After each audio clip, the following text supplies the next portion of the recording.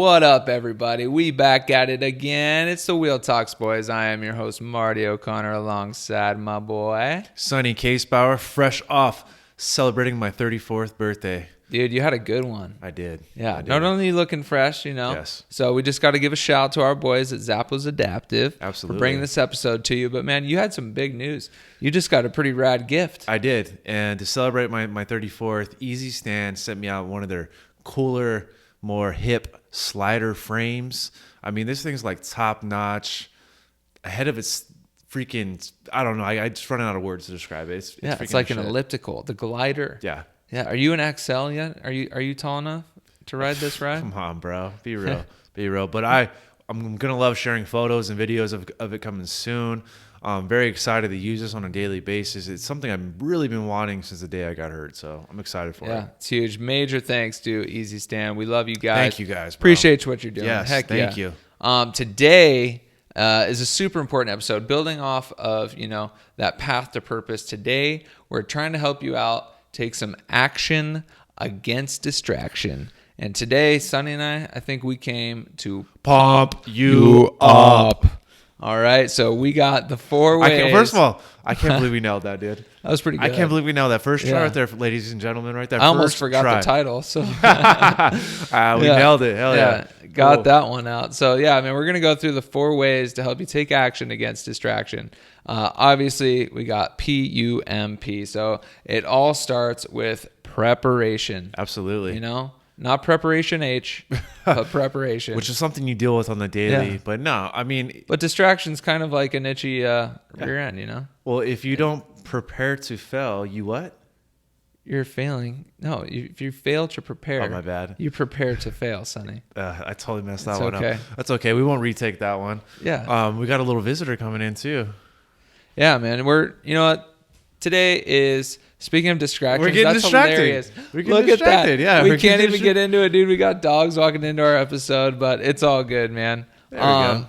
Yeah, so failing to prepare is preparing to fail. Yep. If you don't get yourself together and get organized, build a routine, all sorts of things. What are some of the things you've done to, prepare, Sonny? Well, some of the things some things I used to not do to prepare was just not taking the time, the effort to do the small things.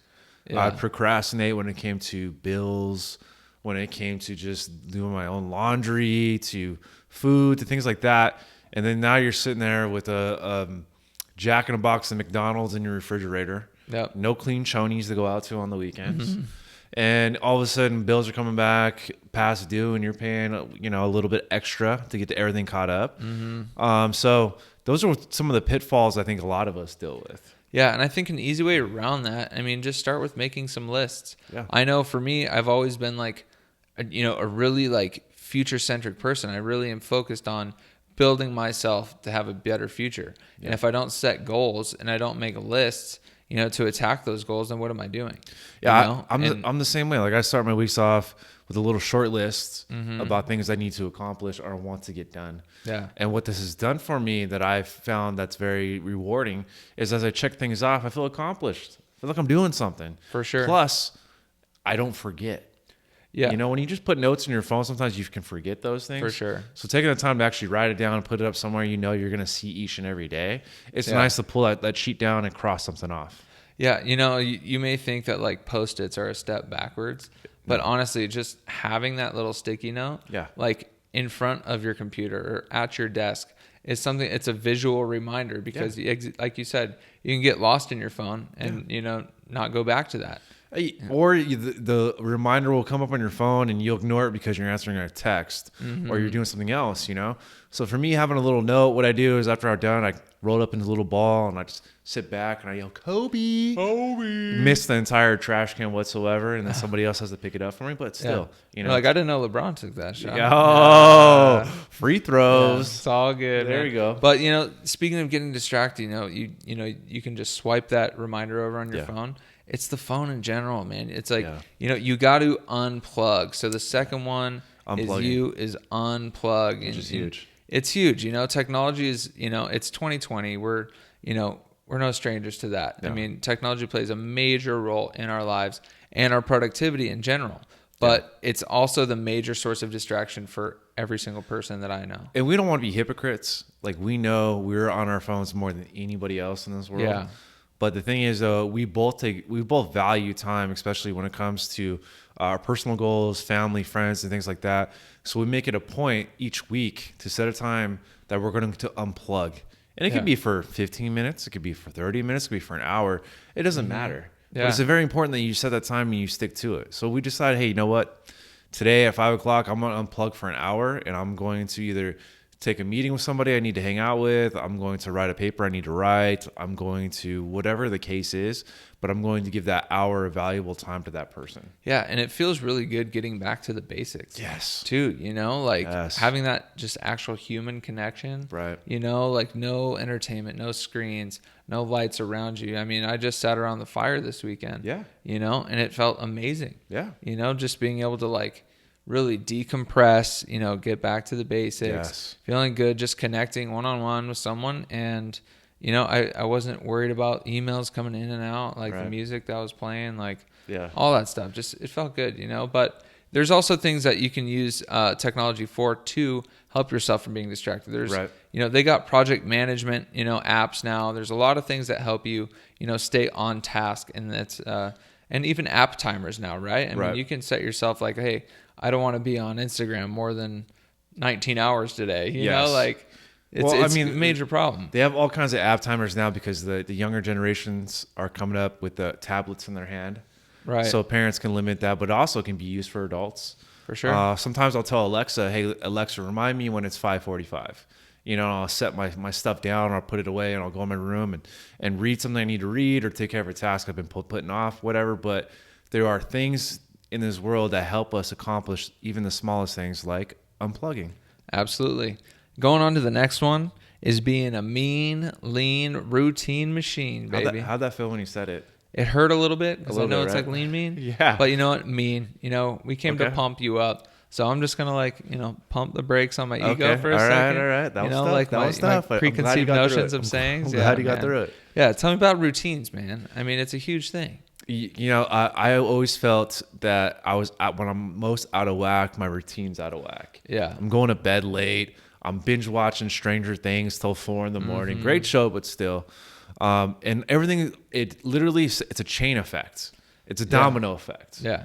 So when my routine is bad, my life sucks. It sure. all goes together. Yeah. And I think for me, was it when I get up early, I kind of have a little bit more energy than I thought I would. Absolutely. Not as if I went to bed, late at 3 a.m. and then got up at 6. That sucks. Yeah. But just being an early bird all around, handling your shit, getting to bed at a decent hour, not watching Netflix for days on end. Maybe how about reading? How about something that isn't a visual that's going to stimulate your brain to the point where you need to stay up more. Well, it's interesting you said that, because I think one of the biggest power moves I made in my life was, because we're not stereotypical 9 to 5.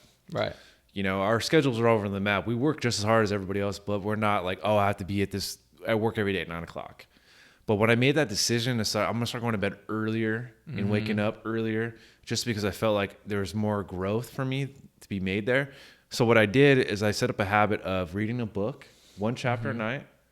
Because I always felt like if I read too much, I always forgot what I read. I can absorb more by reading 1 or 2 chapters.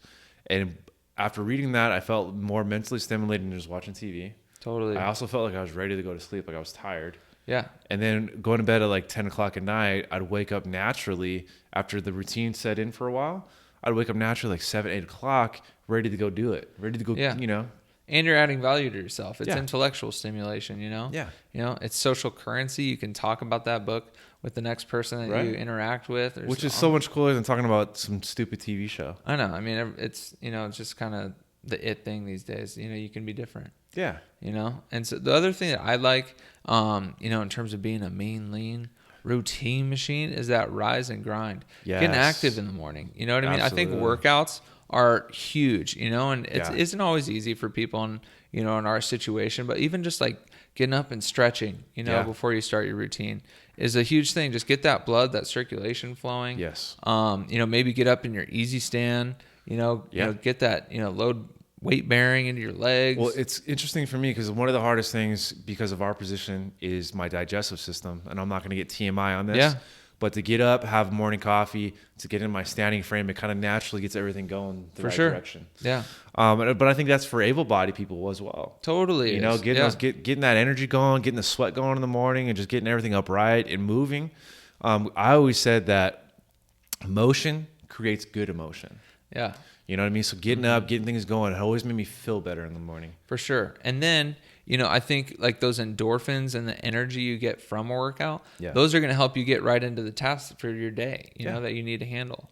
And so working out could be a great thing, and it, you know, makes you feel better. It gives you that confidence, because working out obviously is going to, you know, give you that visual that you like in the mirror. You know, you're going to like that person you're looking at. If you don't look, you know, the way that you want your body to look right away, you're at least going to look yourself in the eyes and be like, yo, I did it today. You know, I made that effort. I always feel too, like the earlier you get up, the more stuff you can accomplish.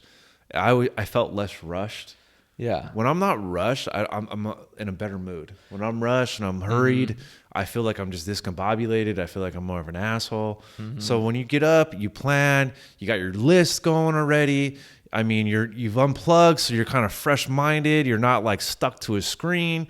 And now, boom, you're up early. You're just ready to get the early worm right there. I love that you said that too, because I think one of the great things about having a routine is it builds efficiency. You know, there's a big difference between hurrying and then being efficient, you know?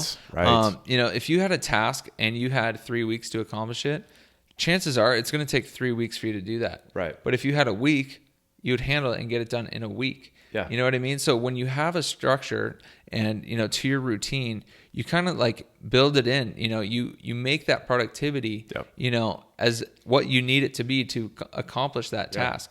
And I mean, honestly, I think structure and productivity are like the two hottest drugs on the market that we've all been avoiding in our own things. And so, I mean, I think it's time to try those. And the good news, they're addicting as hell. Yeah. You know what I mean? Like you said, being busy doesn't mean you're being productive. Right. At all. You know what I mean? And it's nice, as you're going through our list today, it's nice to have like kind of set yourself kind of deadlines and like moments you want to get it done. Instead of saying, okay, I got 4 weeks to do this done. Like if you know, if I really apply myself, I can probably knock this out in a week. Why not do it? For sure. What's wrong with getting things done ahead of time, you know? Yeah. I mean, to me, there's always that sense of relief, accomplishment that's way more satisfying than turning in a paper at midnight when it's due the next day. For sure. You know?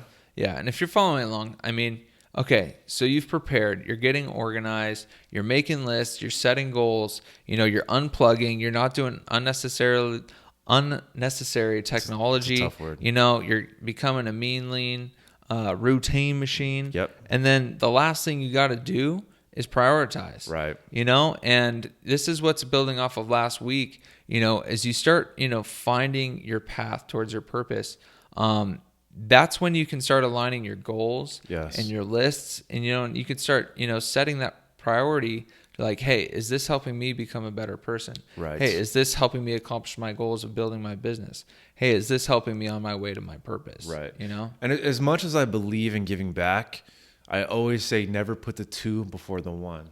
Yeah. And what I mean by that is never put anybody else before you, because I always feel like in order to be of help to any, or service to anybody else, you got to be your best version of yourself. For sure. So when you prioritize, you have to look at what's important to me that's going to make me a better person, that's going to help me accomplish my goals.